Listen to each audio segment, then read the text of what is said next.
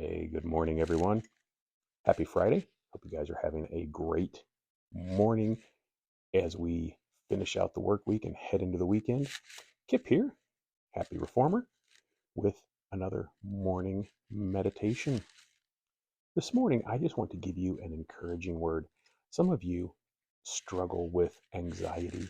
Um, and I'm not going to go to the point of like the depression and things like that, but I'm talking like just this angst, this anxiety, this uncomfortableness that you're never doing enough in general, but especially when it comes to God.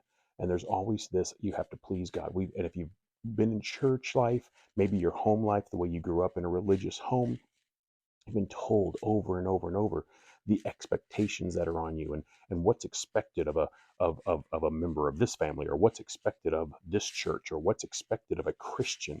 And we carry, and we these things just get weighted upon us. And the more that we're told that, and we try to do it, and then we fail, and we struggle, and we carry the weight, and all of a sudden we begin to get this hunchback on us. We're carrying this heavy weight because we can't do it all. And it's not even that we can't do it all, as much as it's the weight, it's the psychological weight, it's the thing that just carries us down, and we're constantly going, do I measure up? And again, some of you, maybe it's your household, maybe your parents, maybe you grew up in a household that image was everything. So we only wore certain brands or kinds of clothes. We only ate certain foods or at certain restaurants.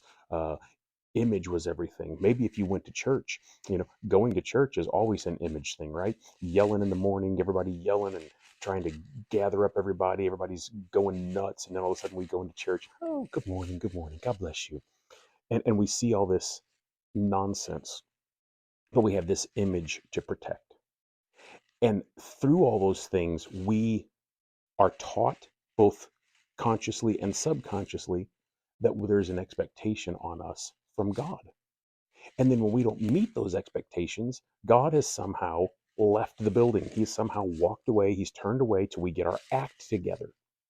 And all of that stuff is simply nonsense, and it's not true. And I want to give you one phrase that I trust will help you today. God is not disappointed in you. God does not have any expectations from you. God is not disillusioned with you. As Godfrey Birtle in one of his songs writes, God is not disillusioned with you. I'm not disillusioned with you. I never had any illusions to start with. You are free to be you. And here's the irony of all of these people, churches, ministries, parents, all of us have been in this game. The irony is we want, and we've been told, or even if it's out of complete and total sincerity, we want to please God. We want to do the right thing. We want to be pleasing. We want to look the right way for God. But by concentrating on that, we actually sabotage ourselves. Do you know when my children are most like me? When they're not thinking about it, when they're just being kids, when they're just playing and enjoying their lives. Because it's natural for them to mimic me. It's natural for them to act like me. But if I give them a command to act like me, it all goes to hell, right? So be free today. Lift off the expectations. Because when we walk in the freedom of our sonship, when we walk in the freedom of being joint heirs with Christ, all those things, they just fall into line, man. But one final word on that this morning as we close out. Some of you have felt like you have disappointed God, and therefore God has kind of separated himself, turned his back, or maybe you've hit a streak of bad luck, and somehow in your mind, You're associating that with God is trying to teach you a lesson because of something, and you're trying to figure it out. Let me give you something. This is out of the prophet Isaiah. Sing for joy, O heavens, and exult, O earth. Break forth, O mountains, into singing, for the Lord has comforted his people and has compassion on the afflicted. But we have said, the Lord has forsaken me. My Lord has forgotten me. Can a woman forget her nursing child, that she should have no compassion on the son of her womb?